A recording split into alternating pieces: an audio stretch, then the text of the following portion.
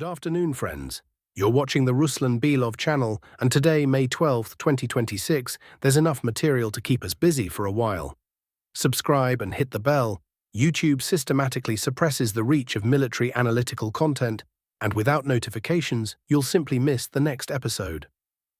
The end of the truce. The so-called May lull is over. Russian forces have resumed large-scale strikes, and the front has come alive across multiple sectors simultaneously. Running parallel to that, and this is the more interesting part, the American side appears to have shifted to active information operations against Zelensky and his inner circle. Not with missiles, but no less painful for it. Second, the Tucker Carlson interview. A blow below the belt.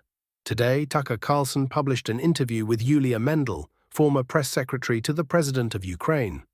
She is someone from the innermost circle, who worked directly alongside Zelensky and knows the kitchen from the inside, and she says a great deal, including about 2022, about how the international legend of the hero president was constructed, and about controlled substances in connection with Zelensky.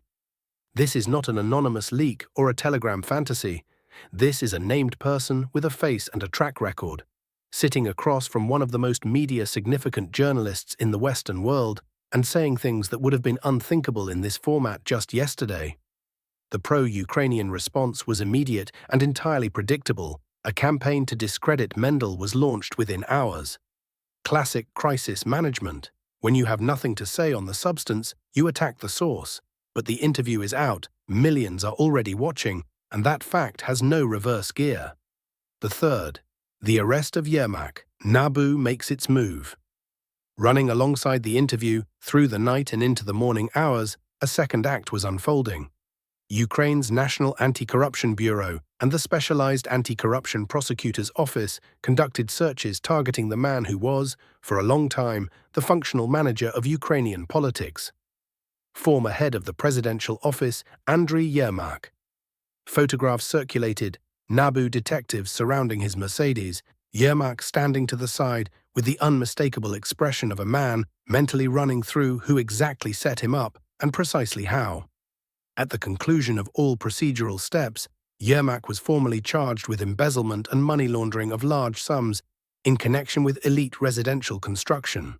The Anti-Corruption Prosecutor's Office requested his pre-trial detention, with bail set at 180 million hryvnias.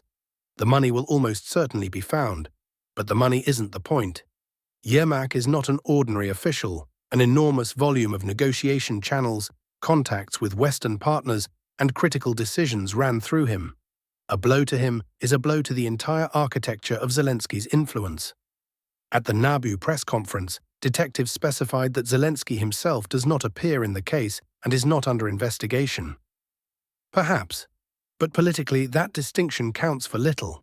When your closest associate is facing criminal charges, the reputational damage accrues to you regardless of what the indictment actually says.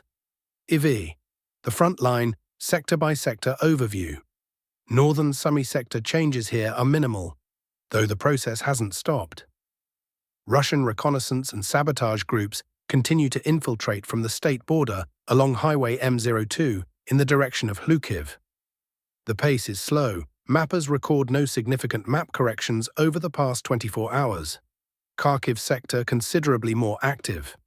Russian units have begun moving eastward from Highway T2104, straightening the front line and establishing security corridors between the Vovchansk bridgehead and Bylyi Kolodyaz. A point worth underlining, discussed before the truce.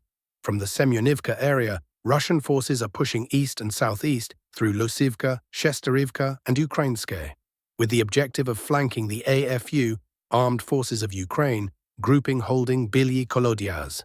By all indications, this operation entered its active phase today.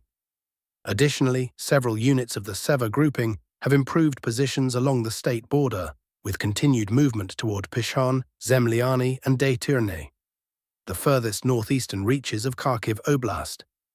Mappers have logged the corresponding corrections as of the morning of May 12th.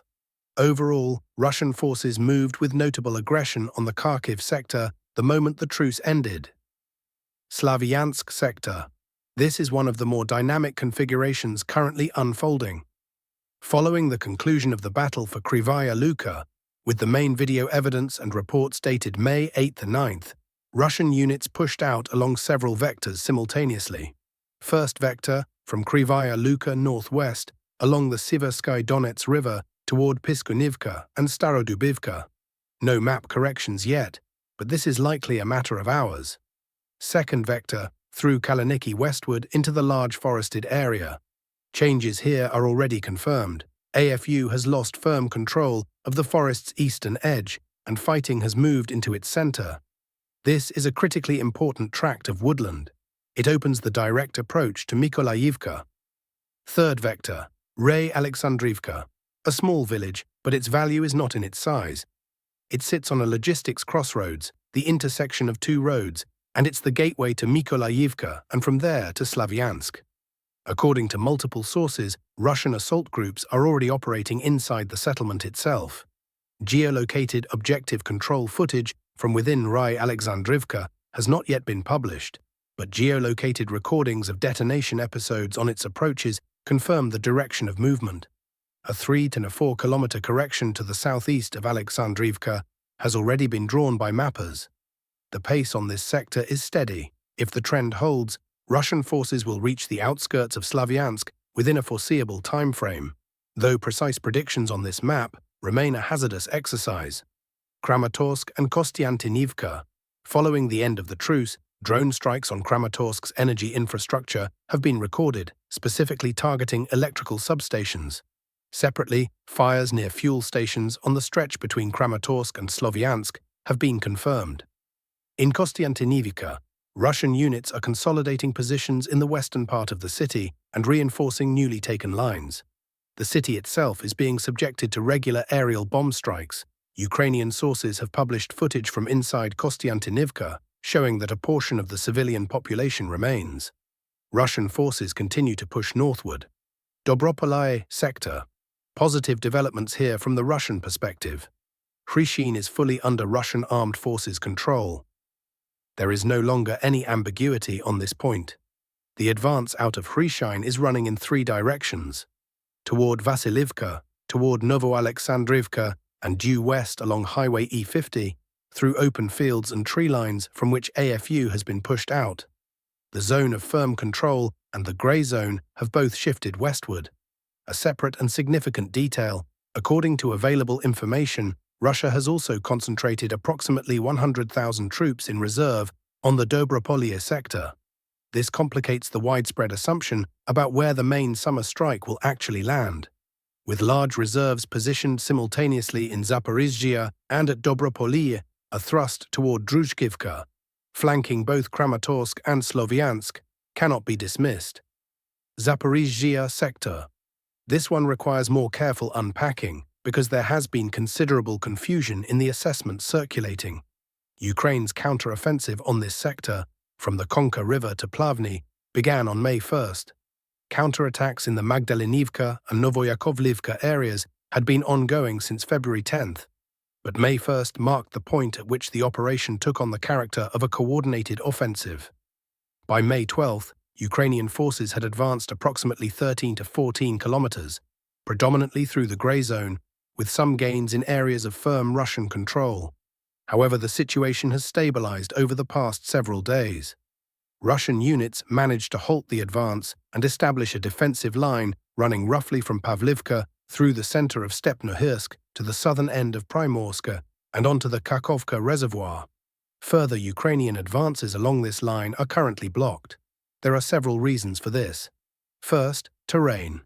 The ground around Stepnohirsk consists of a ridge system with a river in the valley between the hills. To take Stepnohirsk, you have to descend to the river, cross it, and then take the high ground on which the town itself sits. This is a serious tactical obstacle, and Russian forces are exploiting it to the maximum. Second, in the southern part of Primorsk, a Russian bridgehead remains that AFU has been unable to dislodge. Now the central question, what was the point of this offensive in the first place? The answer is fairly clear to anyone who has been following the situation. Russia has redeployed approximately 25 brigades to the Zaporizhzhia sector, over 100,000 personnel. Something substantial is being prepared here. Based on available assessments, the Russian command's minimum plan for this sector this year is to reach the Konka River, establish a solid bridgehead, straighten the front line, and take Orikhiv. The Ukrainian counter-offensive was designed specifically to disrupt or at least complicate the execution of those plans, to create a flank threat, force a redeployment of reserves, buy time. How effective it has been is an open question. Russian forces broadly held their ground and stabilized the line, but Ukrainian forces did achieve a territorial result, however limited. How this affects the summer offensive timeline will become clear in the weeks ahead. Geopolitics, Trump flies to Beijing. With an offer now to the broader context, Donald Trump is flying to China today. The meeting with Xi Jinping is confirmed. In his public remarks, Trump worked several angles at once. Relations with China are good, he likes Xi, talks are moving in the right direction. Then he added that he cannot rule out resuming military operations against Iran. That is no longer boilerplate rhetoric.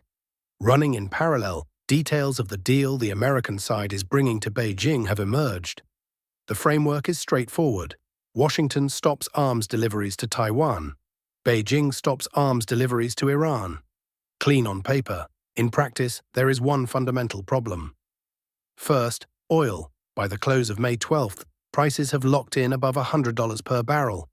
For Trump, this is not merely an economic indicator, it is a political constraint. With oil above 100, his domestic room for maneuver shrinks rapidly. He does not have time to wait. Second, and this is the crux, no one can give China a guarantee that once the operation against Iran concludes, Washington will not resume arms deliveries to Taiwan. Such guarantees cannot be legally formalized in any form that carries real binding force. Without guarantees, why would Beijing surrender a lever of pressure on the United States in exchange for promises that can be walked back the following morning? This is why the probability of a refusal is substantial. We will have the answer on May 13th. If Beijing says no, the American side faces a choice: proceed against Iran without Chinese neutrality, or find another arena for a show of force ahead of the November elections. Cuba, in this context, is a plausible fallback, close enough, legible enough to the American voter, and loud enough for the required media effect. Conclusion. May 12, 2026 turned out to be a day when several parallel processes converged unexpectedly. A simultaneous information and legal strike against Zelensky and his circle. The resumption of active combat across multiple front sectors at once. The stabilization of Ukraine's Zaporizhzhia counter-offensive, and the open question of what Russia intends to do with its 100,000-strong reserve. And over all of it, Trump in Beijing with an offer that Beijing will most likely decline. None of these storylines are resolved. All of them continue tomorrow, and each will bring new data. If this was useful, a like and a subscription make a direct difference to how many people see this. See you in the next episode.